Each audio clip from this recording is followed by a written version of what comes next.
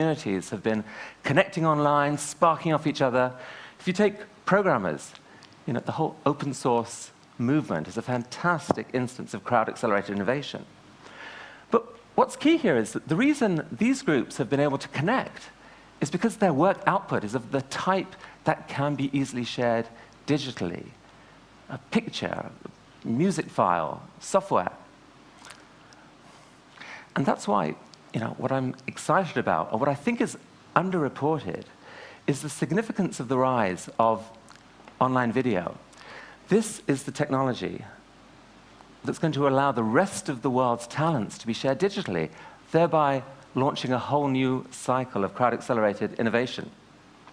The first few years of the web were pretty much video-free. For this reason, video files are huge. The web couldn't handle them. But in the last 10 years, bandwidth has exploded 100-fold. Suddenly, here we are. Humanity watches 80 million hours of YouTube every day. Cisco actually estimates that within 4 years, more than 90% of the web's data will be video. If it's all puppies, porn, and piracy, we're doomed. I don't think it will be. Video is high bandwidth for a reason. It packs a huge amount of data, and our brains are uniquely wired to decode it. Here, let me introduce you to Sam Haber. He's a unicyclist. Before YouTube, there was no way for him to discover his sport's true potential, because you can't communicate this stuff in words, right? But looking at video clips posted by strangers, a world of possibility opens up for him. Suddenly, he starts to emulate, and then to innovate. And a global community of unicyclists discover each other online, inspire each other to greatness. And there are thousands of other examples of this happening, of video-driven evolution of skills, ranging from the physical to the artful. And I have to tell you, as a former publisher of hobbyist magazines, I find this strangely beautiful. I mean, there's a lot of passion right here on this screen. But if Rube Goldberg machines and video poetry aren't quite your cup of tea, how about this? Jove is a website that was founded to encourage scientists to publish their peer-reviewed research on video. There's a problem with a traditional scientific paper. It can take months for a scientist in another lab to figure out how to replicate the experiments that are described in print. Here's one such frustrated scientist, Moshe Pritzker, the founder of Jove. He told me that the world's wasting billions of dollars on this. But look at this video. I mean, look, if you can show, instead of just describing, that problem goes away.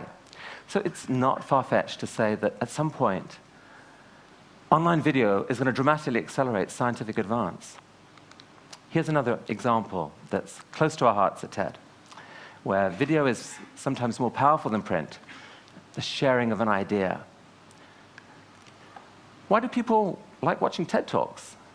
All those ideas are already out there in print. It's actually faster to read than to view. Why would someone bother? Well, obviously there's some showing as well as telling. But even leaving the screen out of it, there's still a lot more being transferred than just words. And it's in that nonverbal portion. There's some serious magic. Somewhere hidden in the physical gestures, the vocal cadence, the facial expressions, the eye contact, the passion, the kind of awkward British body language, the sense of how the audience are reacting. There are hundreds of subconscious clues that go to how well you will understand and whether you are inspired. Light, if you like, and desire.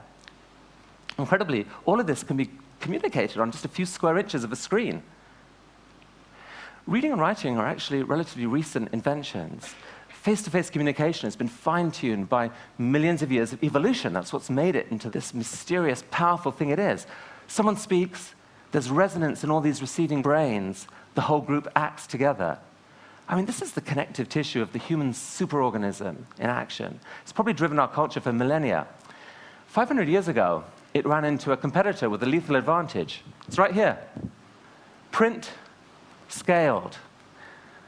The world's ambitious innovators and influencers now could get their ideas to spread far and wide. And so, the art of the spoken word pretty much withered on the vine. But now, in the blink of an eye, the game has changed again. It's not too much to say that what Gutenberg did for writing, online video can now do for face-to-face communication. So that primal medium, which your brain is exquisitely wired for, that just went global. Now, this is big. we may have to reinvent an ancient art form. I mean, today, one person speaking can be seen by millions, shedding bright light on potent ideas, creating intense desire for learning and to respond, and in his case, intense desire to laugh. For the first time in human history, talented students don't have to have their potential and their dreams written out of history by lousy teachers. They can sit 2 feet in front of the world's finest. Now, TED is just a small part of this. I mean, the world's universities are opening up their curricula. Thousands of individuals and organizations are sharing their knowledge and data online. Thousands of people are figuring out new ways to learn and, crucially, to respond, completing the cycle. And so, as we've thought about this, it's become clear to us what the next stage of TED's evolution has to be. TED Talks can't be a one-way process, one to many. Our future is many to many. So we're dreaming of ways to make it easier for you, the global TED community, to respond to speakers, to contribute your own ideas, maybe even your own TED Talks, and to help shine a light on the very best of what's out there. Because if we can bubble up the very best from a vastly larger pool, this wheel turns. Now, is it possible to imagine a similar process to this happening to global education overall? I mean, does it have to be this painful, top-down process? Why not a self-fueling cycle in which we all can participate? It's the participation age, right? Schools can't be silos. We can't stop learning age 21. What if, in the coming crowd of 9 billion, what if that crowd could learn enough to be net contributors instead of net plunderers? That changes everything, right? I mean, that would take more teachers than we've ever had. But the good news is they are out there.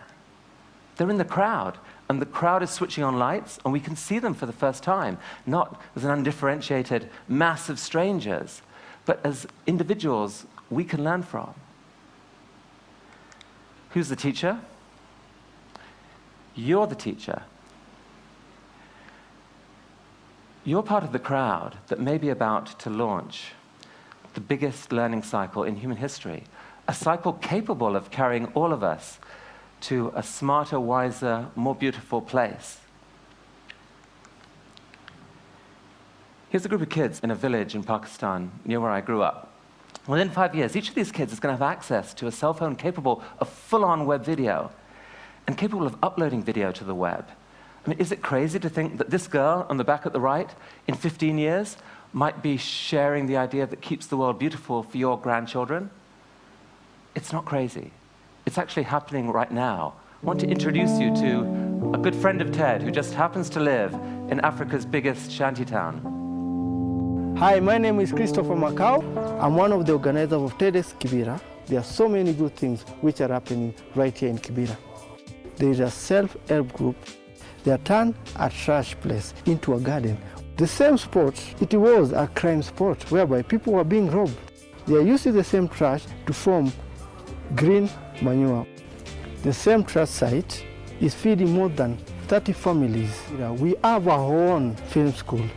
They are using flip cameras to record, edit, and reporting to their own channel, Kibera TV.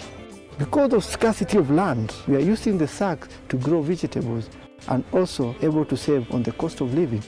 Changes happens when we see things in a different way. Today, I see Kibera in a different way. My message to TED Global and the entire world is Kibera is a hotbed of innovation and ideas.